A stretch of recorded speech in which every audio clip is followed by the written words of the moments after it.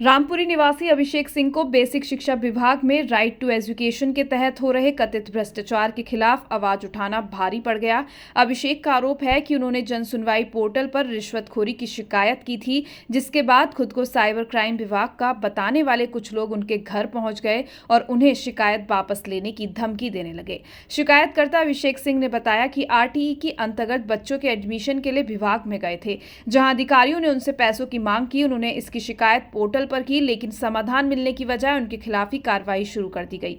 अभिषेक का आरोप है कि कुछ पुलिसकर्मियों ने उनके खिलाफ फर्जी नंबर से शिकायत करने का आरोप लगाते हुए कार्रवाई की चेतावनी दी है। इस प्रकरण से परेशान होकर अभिषेक एसपी ऑफिस पहुंचे और उच्च अधिकारियों से सुरक्षा और न्याय की गुहार लगाई। वहीं बेसिक शिक्षा अधिकारी संदीप कुमार ने अभिषेक के आरोपों को खारिज करते हुए कहा कि यह व्यक्ति बार बार फर्जी शिकायतें करता है और जब उससे ठोस प्रमाण पत्र मांगे जाते हैं तो वह कोई दस्तावेज नहीं देता और न ही फोन पर उपलब्ध होता है। उन्होंने बताया कि इसी वजह से साइबर क्राइम टीम को सूचित किया गया था। तो इधर लगा, क्या नाम है आपका? मेरा अभिषेक कुमार। अभिषेक, आज एसपी कार्यालय पाए हैं। सर मैंने बीएससी ऑफिस में कुछ भ्रष्टाचारों के खिलाफ अपनी शिकायत दर्ज कराई थी जनसेवा पे। तो मेरे पास अभी 27 तारीख से पिछले महीने मेरे पास कॉल आ रही है साइबर क्राइम सेल से। तो सर मेरे को बोल रहा था कि मैंने जो वहां पर गया था कि मेरे को धमकी दी जा रही है। एक तो जो ये साइबर सेल से, मेरे को नाम नहीं पता क्या नाम है। मेरे कल घर पे पहले जाने से पहले मेरे पास कॉल आई है। वाल्मीकि मंदिर है हमारे जो रामपुरी है, उससे पहले वाल्मीकि मंदिर पड़ता है, तो वहां पे बुलाया मेरे को। मैंने कहा सर मैं तो बाहर हूँ, मैं कल बाहर गया हुआ था क्योंकि भैया। तो उन्होंने कहा ये तो फिर आ जाओ, वरना मैं मेरठ ही आ जाऊंगा अगर जो आप इतना वो रहे तो।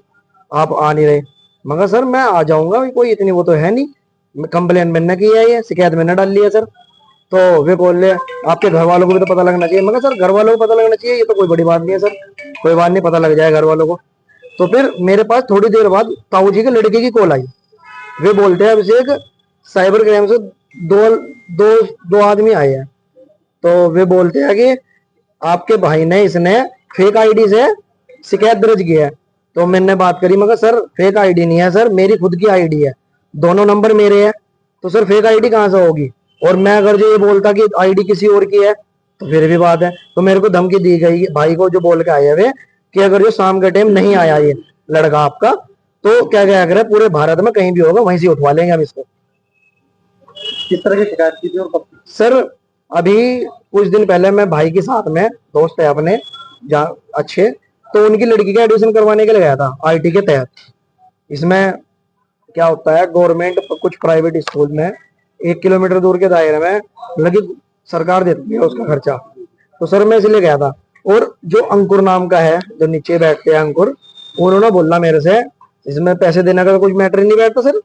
तो वे बोलते हैं कि इसमें पैसे चाहिए, मगर सर पैसों का तो कोई वही नहीं है। तो एक अंकित है, अंकित ने कहा भाई हम एडमिशन नहीं होने देने के लिए। मुजफ्फरनगर बुलेटिन ग्रुप पर एक वीडियो वायरल हो रही है हमारे विभाग से संबंधित, जिसमें कोई अभिषेक कुमार नाम के व्यक्ति ये कहते सुनाई दे रहे हैं कि आरटी एक्ट के तहत किसी बच्ची का एडमिशन किसी स्कूल में होना था और उसको लेके अंकुर और अंकित नाम के जो हमारे ऑफिस के व्यक्ति हैं उनके ऊपर एलिगेशन लगाया है। इसके संदर्भ में मैं कहना चाहूँगा कि हमारे यहाँ आरटी संबंधित पटेल विपिन कुमार जो है ईएमआई इंचार्ज है, उनके द्वारा देखा जा रहा है। हमारे यहाँ दिसंबर से मार्च तक 4 लॉटरियों में लगभग 2392 आवेदन आए, उसमें से 1558 आवेदन जो है सही पाए गए, जिसके सापेक्ष लखनऊ परियोजना से 1379 बच्चों को स्कूल अलॉट हुआ और उन बच्चों की सूची प्रत्येक बार मतलब दिसंबर, जनवरी, फरवरी और मार्च महीने में हमने विकास भवन, कलेक्ट्रेट और अपने ऑफिस और बीआरसी पर चस्पा कराई। साथ ही इससे संबंधित लॉटरी संबंधित सूचना संबंधित खंड शिक्षा अधिकारियों और वहां के स्कूल, जिस स्कूल में बच्चे का एडमिशन होना है, वहां के प्रबंधक और प्रधानाचार्य को भी भेजी। उसके बाद जो खंड शिक्षा अधिकारीगण है उनके द्वारा सीधा बच्चे के अभिभावक को एक लेटर भेजा जाता है, जिसके माध्यम से वो सीधे स्कूल में एडमिशन लेते हैं। तो ये प्रक्रिया है हमारे यहाँ एडमिशन की।